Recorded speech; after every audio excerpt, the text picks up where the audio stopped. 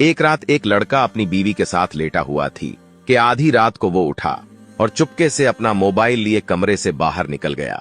उसकी बीवी को यह महसूस हुआ कि उसका सोहर उठ गया है। उसको शक हुआ कि मेरा सोहर क्या करने बाहर गया है। ये कोई कमरे से बाहर जाने का वक्त तो नहीं है। क्या वो मोबाइल से किसी के साथ बात करने बाहर गया है? खैर, वो सो गई। थोड़ी ही देर में उसका सोहर चुपके से वापस आया और आराम के साथ बिस्तर पर सो गया। खैर, बीवी को तो शक था ही। सुबह शौहर उठा तो बीवी ने पूछा कि क्या आप ठीक तो हो ना? शौहर कहने लगा, हाँ मैं बिल्कुल ठीक हूं, लेकिन आज आप अचानक ये क्यों पूछ रही हो? बीवी ने कहा, बस ऐसे ही, मैं तुमसे इतनी मोहब्बत जो करती हुई कि इसीलिए तुम्हारा हाल चाल पूछना जरूरी है ना। शौहर सोचने लगा कि ये तो बड़ी अजीब बात है। अगली रात भी ऐसा ही हुआ कि शौहर चुपके से उठा और मोबाइल लेकर कमरे के बाहर चला गया। बीवी जाग ही रही थी। उसने शौहर को कमरे के बाहर जाते हुए महसूस किया।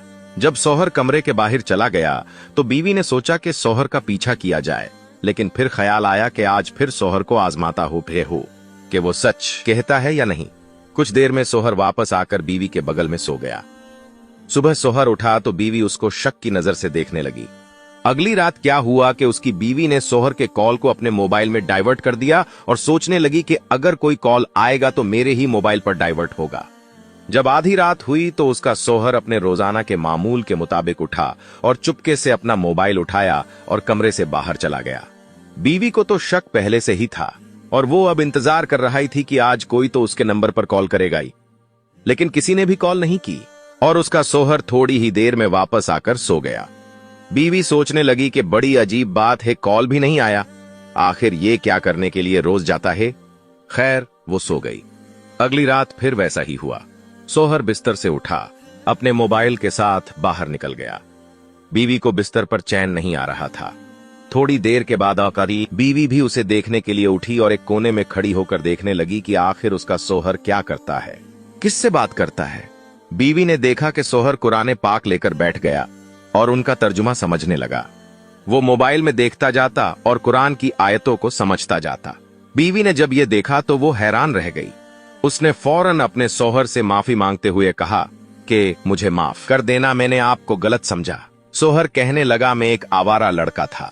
अल्लाह का शुक्र है, अल्लाह ने मुझे ईमान नसीब किया। दिन में मुझे काम की वजह से वक्त नहीं मिलता है, इसीलिए मैं रात को कुरान पाक समझने के लिए बैठ जाता हूँ। अल्लाह का शुक्र है कि मेरे ईमान लाने के बाद अल्लाह ने मुझे तुम जैसी नेक बीवी अता की। दोस्तों, आज देखा जाए तो हम पैदाइशी मुसलमान हैं, पर हमने कभी कुरान को समझा नहीं, सिर्फ और सिर्फ पढ़ा। बहुत ऐसे लोग हैं जो इस दुनिया में अल्लाह की किताब कुरान को समझते हैं और ईमान ले आते हैं। अल्लाह के वहां हम पैदाइशी नाम के मुसलमान से 1000 गुनाह बेहतर है वो जो नॉन मुस्लिम होकर भी ईमान ले आते हैं, और हमसे कहीं गुनाह ज्यादा वो नेक बन जाते हैं। उनका मकाम अल्लाह के वहां बहुत ही बुलंद होगा इंशाअल्लाह। हम उम्मीद करते हैं कि आज की वीडियो भी आपको जरूर पसंद आई होगी, और अगर